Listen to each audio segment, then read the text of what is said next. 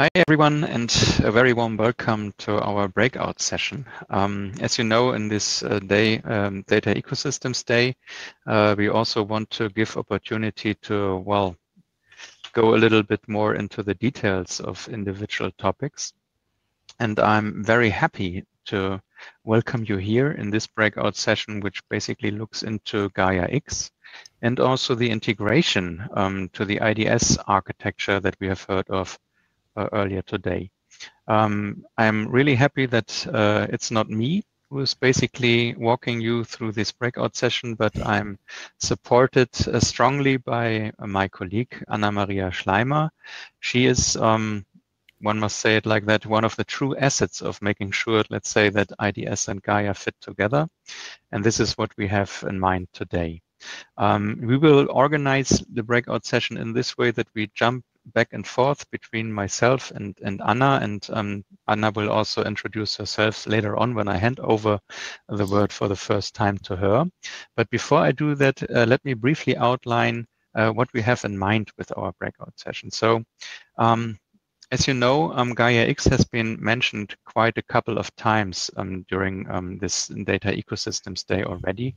And I would like to introduce a little bit in more detail why GAIA X is needed and where we stand with this activity. I should say at this point of time that in my role at Fraunhofer, but also as a member of the International Data Space Association board, I took over the role of the interim CTO of GAIA.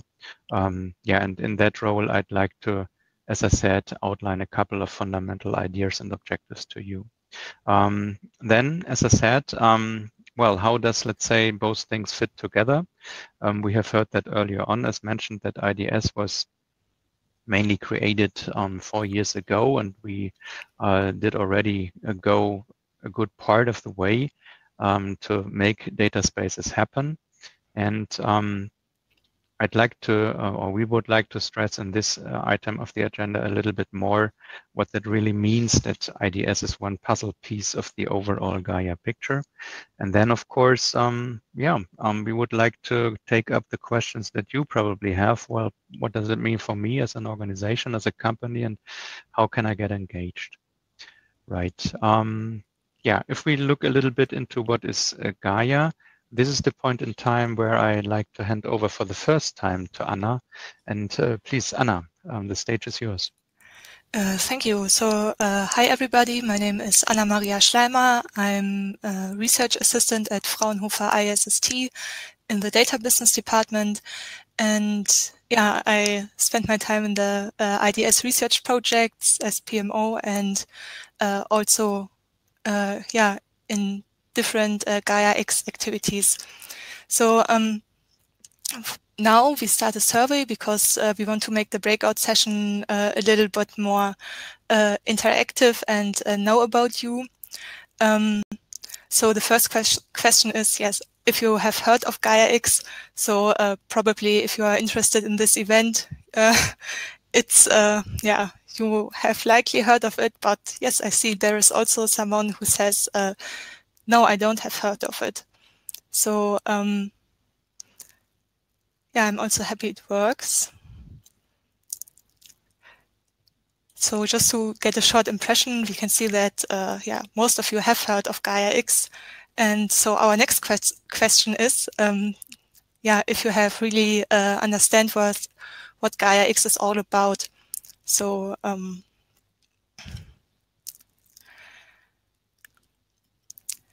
because often we have the impression that a lot of people hear about GAIA X and the talks with the ministers, but not everybody really understands it. So it's really nice. I see a lot of responses. We also have nearly 40 participants now.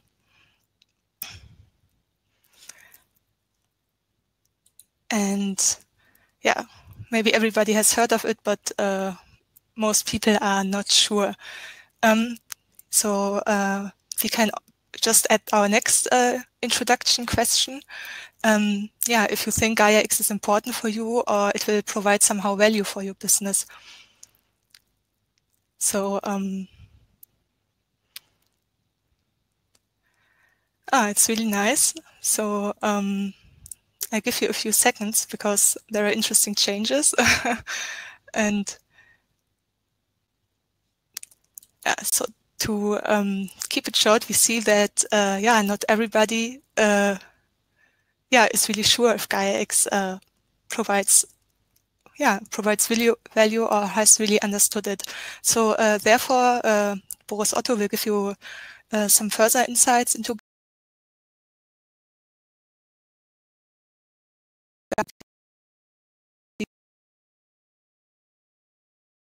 Anna, yeah. As already, let's say, imagined a little bit when preparing the session, there is, let's say, a mixed picture when it comes to what is GAIA-X really and what do we have in mind with that. In order to, or before I jump right in, let me a little bit outline two things that might be important to understand. So as also Antje Williams said, IDS addressed the notion of data sovereignty when it comes to the use of data. So when we share data in ecosystems, of course, we want to make sure that we can attach our terms and conditions under which we want to see our data used to the data when shared. But of course, in these kind of projects and business scenarios, there often arises a question like, okay, that's nice. I can basically attach usage information to the data when it's shared. But, well, where's the data actually stored? And on which platforms and infrastructures do the software components, for example, from the IDS architecture run on? And that is the other side of the same medal, so to say, or the same coin, when we talk about data sovereignty. And this latter part we could refer to as cloud sovereignty, right? Because what we see is that the majority of things are moving into the cloud. And that is something that is the second point that I'd like to address. Of course, cloud computing is not new. It has been around for, depending on how we want to count, like 20, 25 years. But what the difference really is today in contrast to the years before is that it's not really addressing some, let's say, peripheral function or only a limited scope, which is basically supported by cloud-based infrastructure. But many companies are in the process of thinking about, well, how do we manage the transfer, the migration of large chunks of the value creation processes into the cloud? And that is, of course, due to the fact that, let's say, we see that ecosystems are a source of innovation, and therefore we also need to have services in place to support these processes in the ecosystems. And the question then is, where do they run? And saying that, when we then look into the current situation, we see that, let's say, we have unconnected sector-specific data spaces, which are mainly organized by monolithic proprietary service providers. We also cannot move our data in REST from one place to another. So we have, missing portability. It's something that we also know from the consumer realm, but it's the same case when we look into the B2B area. Also, we have missing transparency and sovereignty, right? I mean, I cannot really determine or basically request that, let's say, my data is only stored in a certain country, for example, because there is a certain legal regime in place which I find favorable when it comes to storing my data. Also, I have missing transparency. Of course, we have an opportunity to request from our cloud service providers what kind of data is stored, but it's mainly, I mean, what you really get in many cases, also in the consumer realm, is a relatively a poorly structured document which says me, okay, we have data like this from you, and this is what's happening, but it's nothing really that you basically can control. And what it was also mentioned as a requirement is some sort of real-time transparency. So at a click of a button, I want to know what this and that infrastructure provider stores in terms of my data and what's happening with it. I'm not quite sure whether we will achieve this real-time transparency, but the general notion is what drives us to be more in the control in the driver's seat, right? So also we have, let's say, diverse APIs and ontologies. So it's nothing really, a situation which allows interoperability, but the contrast is true. And of course, we have unclear jurisdiction. Yesterday, very important point in time, the European Commission launched or published their Data Governance Act. So everybody who is really interested in what's the Commission planning in terms of regulation, controlling, steering, guiding, governing the way we share, use, store data on platforms, have a look at it. So it's the phrases or the title of the regulation is Data Governance Act, and that's addressing exactly what we want to see when it comes to data usage and sharing on cloud-based platforms. Right. So this is the current situation. Of course, there are other things as well. I mean, with the missing portability, there comes a certain login effect that we want to avoid. And we, of course, want to create, let's say, sovereignty for the users, but also, well, decrease dependency on individual providers, of course. And that is basically what motivated GAIA. I should say that, let's say, the foundation for GAIA was laid, I believe, 2 years ago, perhaps even a little bit earlier, like 2.5 years ago. Because in that time, the German Ministry for Economic Affairs was working on their AI strategy. And in the AI strategy for Germany, also the call was made for a data infrastructure, which basically addresses the squaring of the circle of, at the one hand side, allowing and fostering the access and use to and of data, but at the same time making sure that, well, data providers are not exploited, right? Because they create the data, and it's of course not for free to provide data in a certain way. In particular, if it should be of certain quality, that does not come for free. So nobody who does that can really be forced to basically share that data, right? And then, of course, the question came to the table like, okay, there is this AI strategy asking for a data infrastructure, but what is it actually? And then a first working group started to elaborate on what that could be. And then, that was early 2019, I believe, then the name GAIA X was coined by Marco Alexander Breit, I believe. I think he was it himself, from the German Federal Ministry of Economic Affairs. And then last year at the Digital Summit in Dortmund, GAIA X was presented to the public. So, and so what is it really, and what does it want to be or want to do? So GAIA X, as I said here, is the cradle of an ecosystem in which data and services can be made available, brought together, and shared with confidence. And the first concepts have been developed, let's say, from the German and French community. The infrastructure is based on European values, and I'd really like to stress that, because the idea of being self-determined is something that really touches the roots of what Europe stands for. So if I'm the creator of data and I had the effort of doing so, it's up to me in the very first place to determine what's to be done with it. And I personally are a very, very strong supporter of that value. And we take it for granted, but if we look to other places in the world, it's not.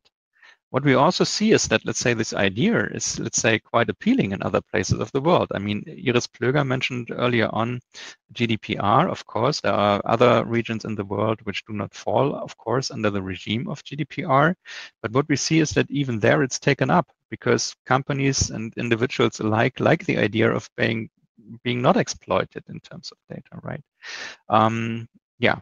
So there is, let's say, the idea to create something which allows sovereignty over data, but also fosters innovation.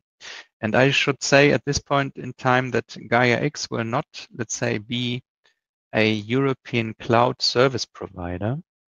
In contrast to that, GAIA X will rather set the European standard for cloud service provider services, so to say. So it's not a provider in itself, but rather a joint endeavor to make sure that European standards in terms of cloud data platforms are ensured.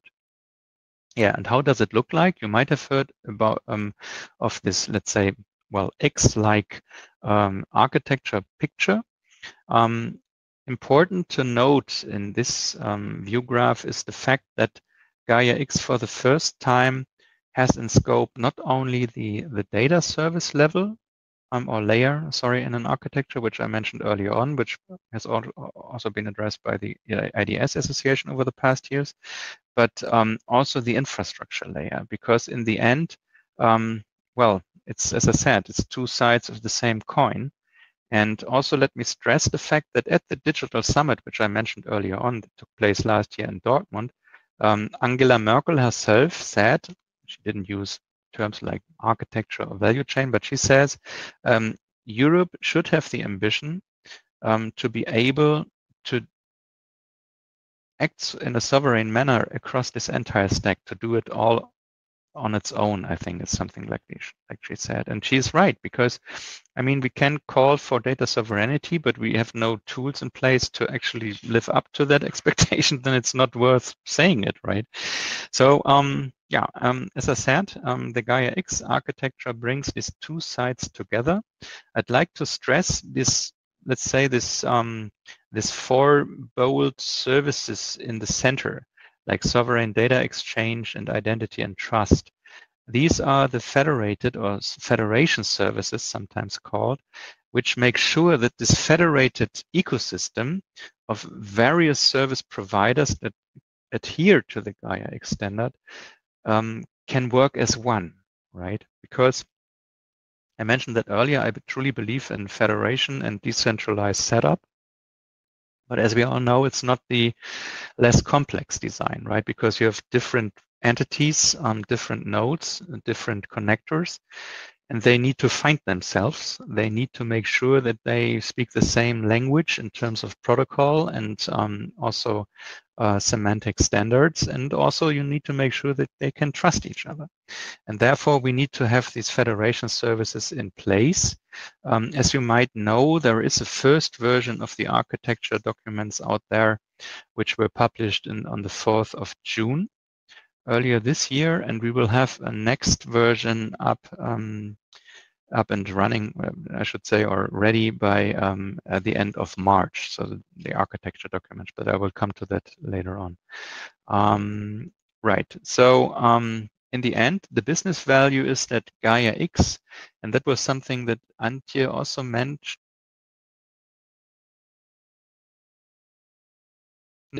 really in the, well, in the narrower sense. What we create is not an infrastructure like a railway system or, let's say, the motorway system in Europe, but it is also an infrastructure. It's a software infrastructure that allows us to build cool new digital services and business models on top of it.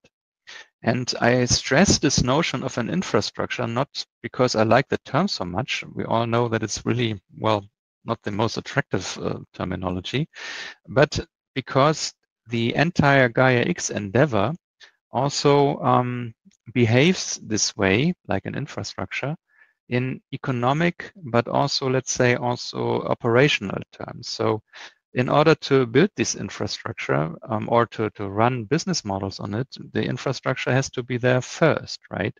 So earlier on today, I gave this example or this analogy, which I like very much. By the way, I want to cite Max Ahrens from T-Systems, who told me that just recently. Well, I mean, you cannot finance your oven through the first pizza that you want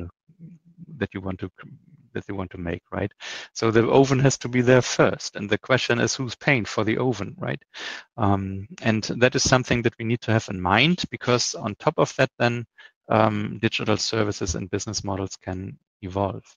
So let me then also tell you a little bit about the key milestones of the upcoming, well, weeks and months. So in 2021, we will have a reopening of the GAIA-X Association for, let's say, day 2 members, let's call it like that.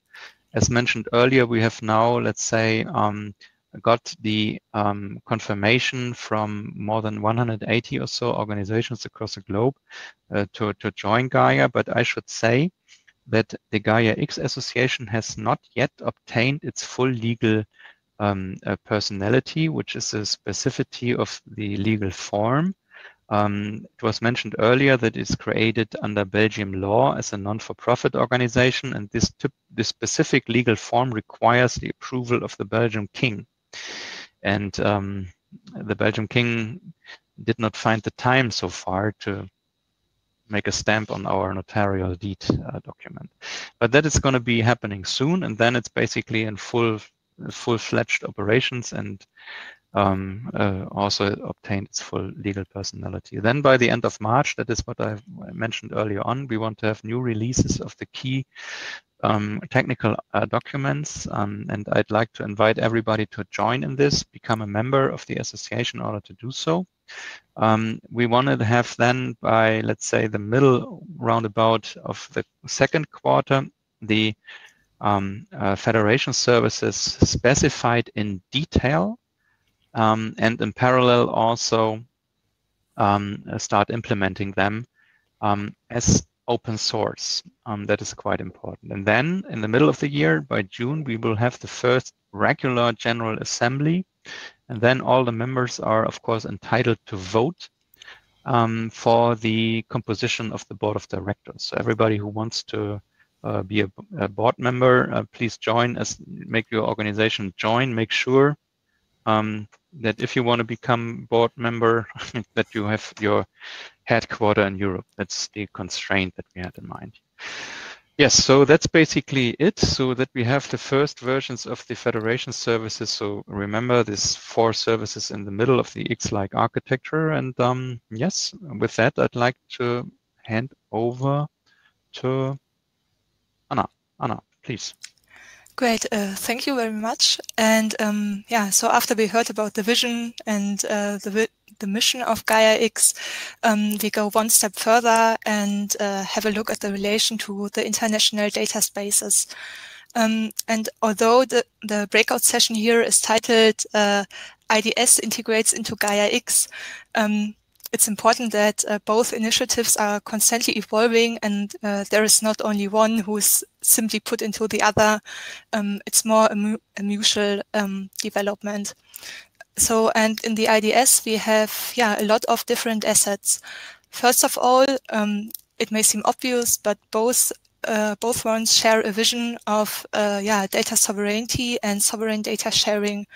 This is not to be underestimated, as the previous keynote speakers also stretched, because we have a large number of organizations and projects already in place, and all this helps to establish a data-driven culture and to understand this mechanism, how to create business value in data ecosystems. And so it's not so easily done. So it's really appreciable that there are all those communities. Further, we also have the different domains of the IDS, which is aligned with the European data strategy and again aligned with GAIA-X. Some examples are agriculture, energy, mobility, or medical, and much more. So when we come to the technical assets, we have the IDS reference architecture model. And therefore we have a lot of technical concepts which are well elaborated and provide really a solid basis for sovereign data sharing. We not only have those concepts and ideas, but also some concrete implementations. And as you have seen in the morning, also some examples running. So this captures technology like the connector technology or the underlying information model or brokering and usage control aspects. So we also have heard from Monica that beside software or software libraries, there are also certification criteria or certification processes in place, like this DIN specification 270, which will also be an international standard soon. So, but nevertheless, when we look at all the things IDS brings into GAIA-X, we also can consider that GAIA-X brings a lot of things into the IDS again. So if you look at this picture, you can see that IDS is this tree with the bubbles on top, and GAIA-X has the roots. It's maybe a picture for the infrastructure character of GAIA-X. So yeah, from the GAIA-X architecture and also from the really large and diverse community, yeah, we can get a lot of ideas and a lot of technological input. Yeah, how IDS can be developed in future and what also should be considered. So most of all, this is the integration of the cloud service offerings like storage or computing, and the ability to have this sovereign digital ecosystem. So to follow the technical relation a little closer, we brought you this architectural graphic. So most of all should know it. It's a normal GAIA-X architecture, and we assign some IDS elements to it.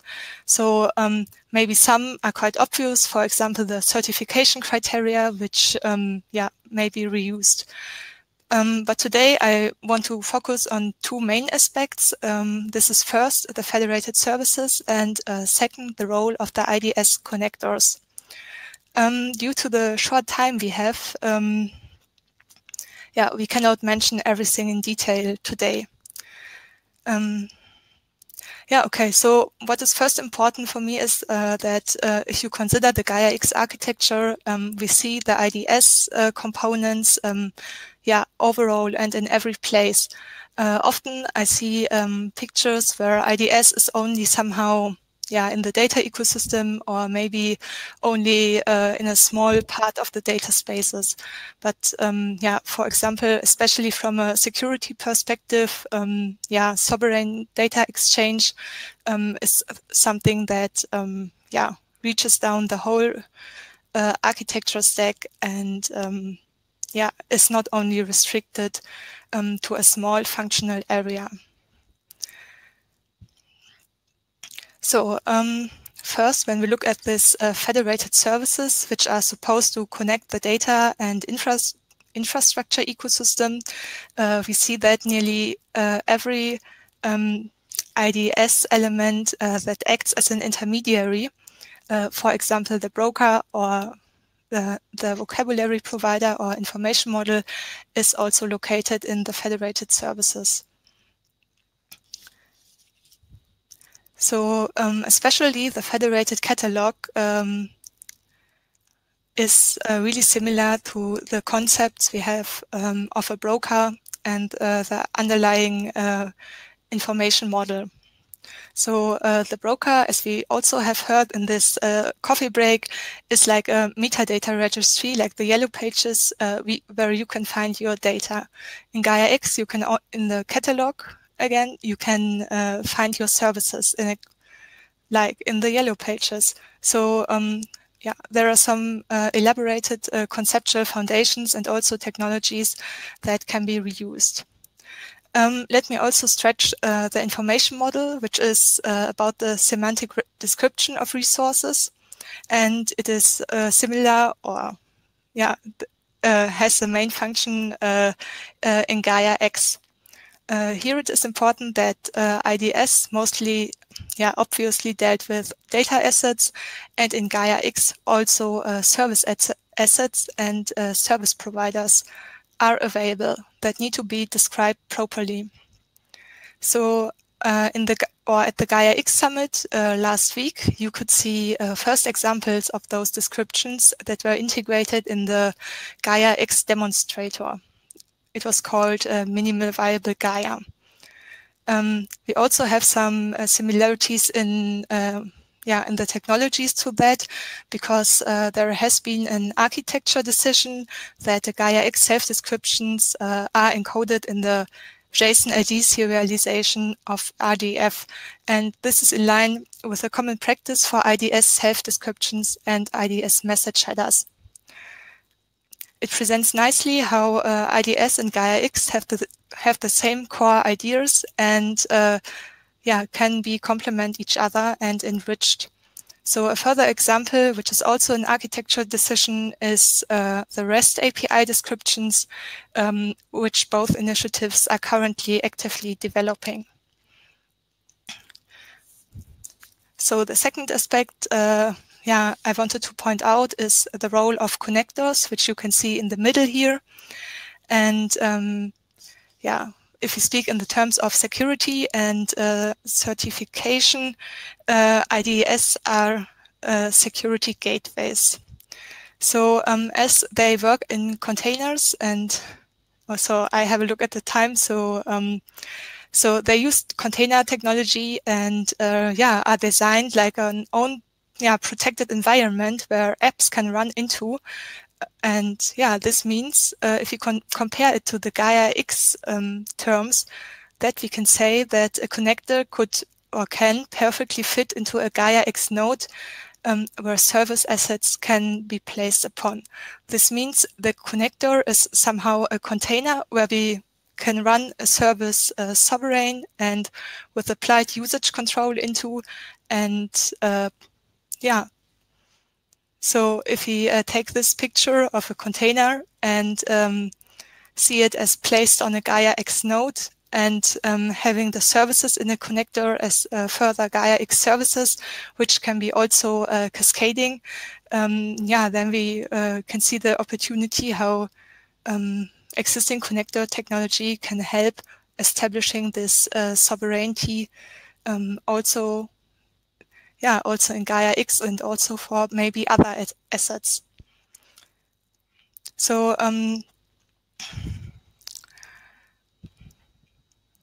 so it is important to note that connectors have a core part of this architecture and are also interwoven with everything.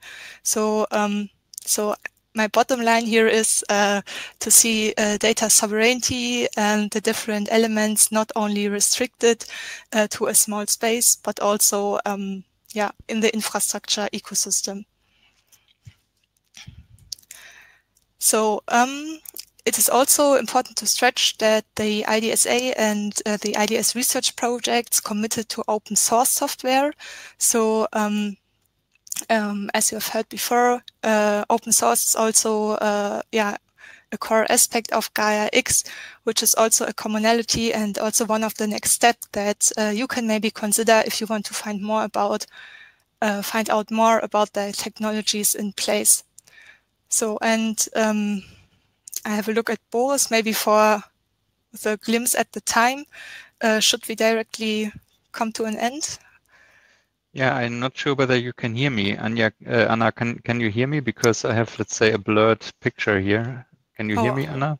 Yes, I can hear you. Okay, but then you can also see me. So then probably that has basically, then it works, but I can't see it properly. But anyway, it's more important that everybody else can hear and see myself rather than me. So yeah, that brings us to an end, right, Anna? Thank you very much for the presentation of, let's say, the status of coming up with an integrated view. I think that is very, very important because once more, GAIA-X has the ambition to form an architecture of standards, and in order not to reinvent the wheel, but also in order to basically speed up, right? For the sake of faster time to market, if we may phrase it like that. But that, of course, requires that we are able to really make a consistent whole of the various contributions from the IDS initiative, but also from other places. I mean, if we look into, for example, verticalized implementations or rollouts of the GAIA idea, we would probably also see that integration with the asset administration shell, for example, takes place, but also with OPC UA, which was mentioned earlier on in the data space and action talk. So therefore, this is very important. Also, let me express once more that the beauty of GAIA-X, but also IDS, they are similarly built, is that basically the community, well, works for the community in the end, right? It's us who specify the architecture. I'd like also to stress that everybody in the association has one vote, so there is no, let's say, adjustment of the voting rights due to size or origin of the members. So that's very balanced and I think good. So I invite everybody to contribute and collaborate in this endeavor and make sure that we as a community define the architecture in the way that it basically meets the requirements that we all together come up with in terms of sovereignty, portability, and interoperability. And I think that is really something that is a very, very big asset of the initiative. And I personally believe that the opportunity to do these kind of things does not come along every year.